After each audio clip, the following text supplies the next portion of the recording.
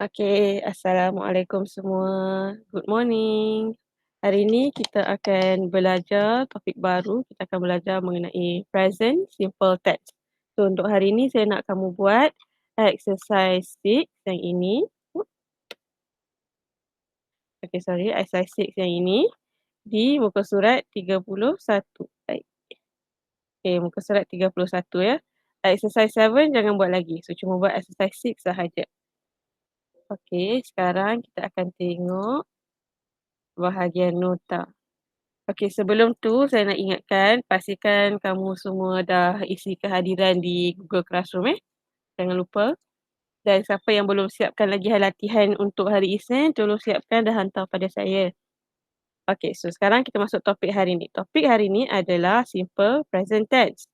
So sebelum ni kita pernah belajar present tense merujuk kepada benda yang sedang berlaku. Okey. Berbeza dengan kita belajar sebelum ni past tense. Kalau past tense merujuk kepada benda yang dah berlaku. Okey, apa beza present dengan past tense ni? So, contoh kalau saya bagi dekat kamu kata kerja like. Okey, contoh. She likes it. So, ini adalah present tense. Macam mana kita tahu sesuatu benda tu present atau past tense? So, kita akan tengok dekat kata kerja dia. So, contoh yang ni ada S kan? Kalau past tense, dia akan jadi macam ni.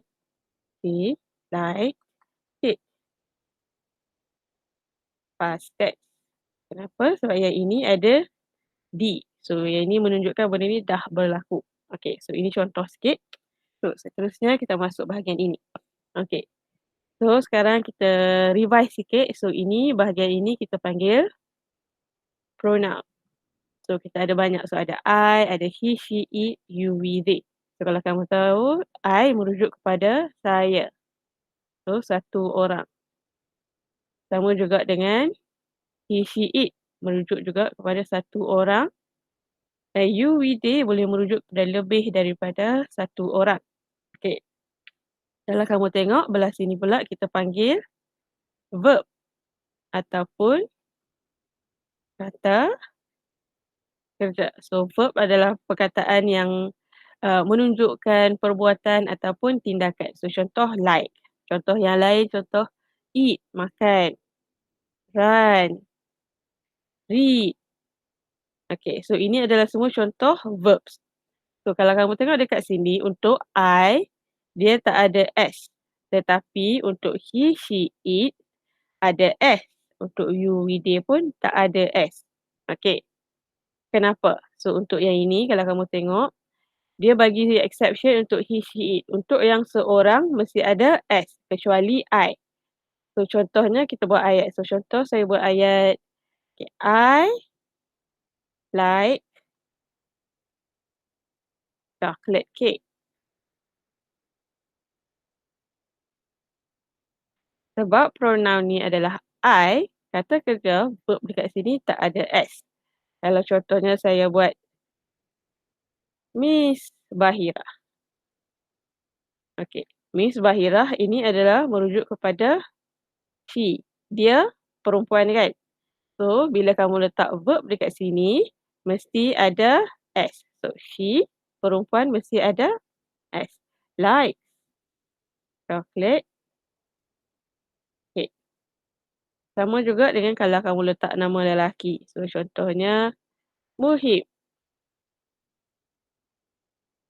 Muhim. Kita tukar pula kita guna verb eat. Eat. Sebab Muhim lelaki kan? Seorang.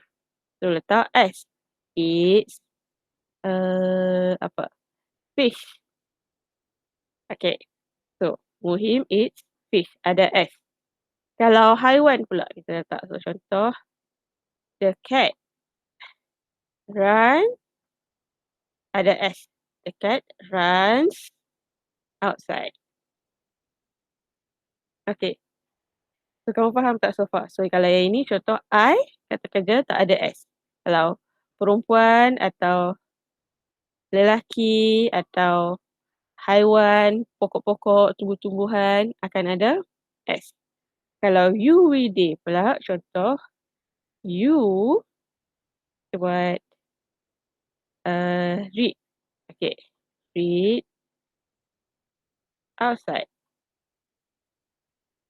So, you kat sini tak ada S. Sama juga dengan we. So, we walk outside. So, walk tak ada S.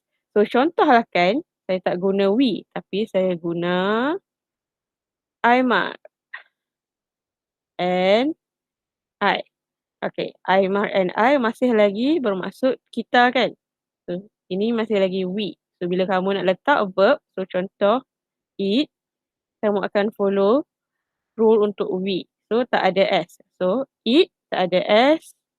Okay. So, okay, ini contohnya. Sama juga dengan they.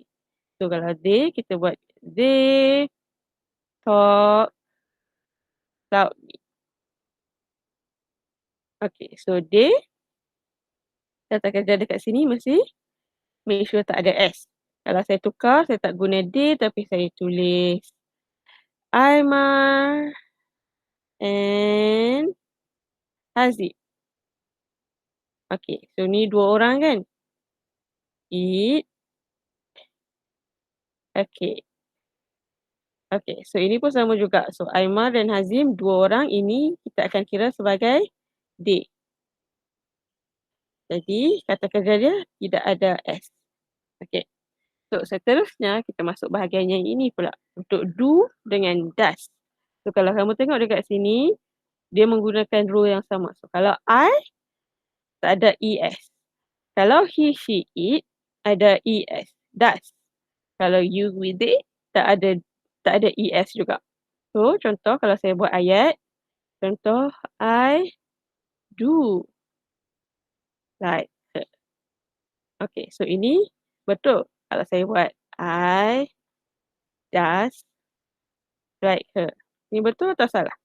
So, I tak boleh ada ES kan? So, ini salah. Okay.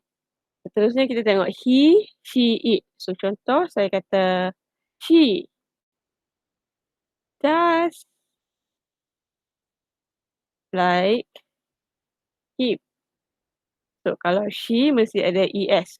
So, ini betul. Kalau contoh saya buat the tree does not. Okay, kita tambah not pula. Does not move. So, the tree adalah satu kan? Satu pokok.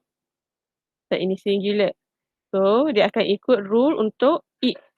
Okay, benda yang bukan manusia. Dan dia ada ES. So, the tree does not move. Ini betul. Kalau kita buat ayat contoh the trees pula. So, yang ini plural. So, banyak pokok. So, kalau banyak pokok, kamu akan ikut rule yang ini. Lebih daripada satu kan? So, kamu akan letak do. Tak boleh ada ES. So, do not move. Okay, so ini baru betul. Kalau contoh saya buat ayat you do not do your homework. Okay, so you, kita tengok dekat sini, you tak boleh ada ES. So, do tak boleh letak ES. So, barulah betul. Okay, so ini contohnya. So, seterusnya kita cuba tengok latihan yang kamu perlu buat. Okay, so tengok exercise 6. So, contoh soalan yang pertama dia kata, Aimar agree. So, Aimar agree atau agree? So, Aimar lelaki kan? Sorry, so ni lelaki. Jadi, dia akan follow rule untuk yang ini, he. So, lelaki seorang. So, bila kamu tengok, kata kerja dia mesti ada S.